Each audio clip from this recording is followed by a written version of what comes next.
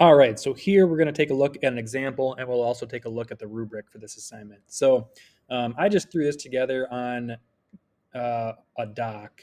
So this is not necessarily what I want yours to look like. I want yours to be done um, on an infographic generator in a much more visually appealing and engaging way, or also it could be also be on a poster. But I just did it on here, so you could get an idea of how it might be structured and what should be included. So here at the top, you'll see that I've got the particular human right and or like civil liberty that I want to address. So I went with Article 19 of the Universal Declaration of Human Rights.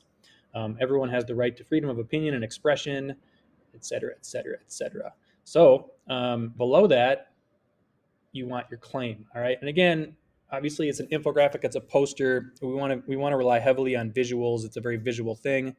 You are going to have some text though. You got to have some text. So your claim should be right below there. And I just threw an example on here, right? Like, well, no state is perfect when it comes to protecting freedom of expression. Norway does a much better job protecting this essential civil liberty than the United States. So, again, I'm doing a comparison, right? So, for the purposes of this example, I'm comparing the US to Norway. You may or may not decide to do something like this, but I just threw on the flags and I threw on a couple images. Again, these are really just placeholders, but I thought I had an image here representing freedom of expression in the US and an image representing freedom of expression in Norway. Below that, you might have an excerpt from a constitution, okay? And then below that, I want you to have your data visualization. So identify the data source you're using. All right, so for this particular example, I went with the World Press Freedom Index. And I just have a little visualization here showing that Norway is the number one ranked country in the world when it comes to press freedom. In the U.S. is number 44.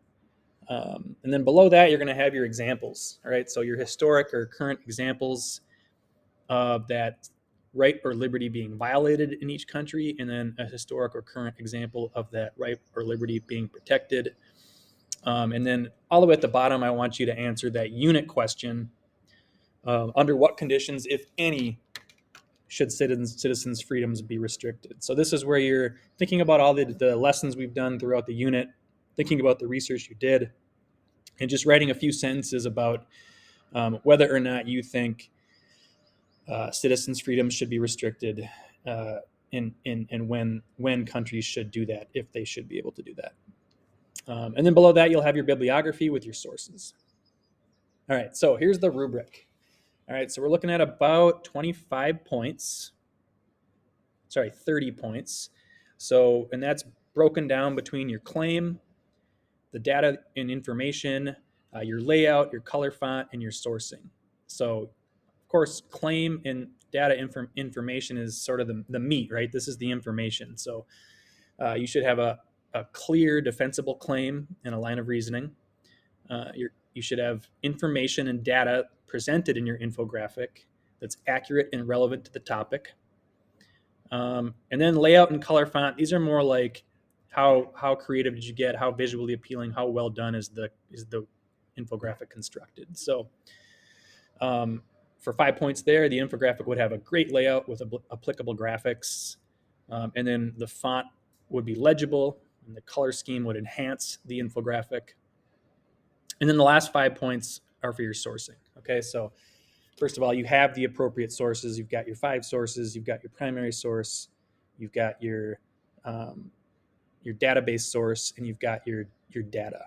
Okay, um, your like data visualization or your data analysis, and that gets you up to that 30 point total for this particular unit assessment.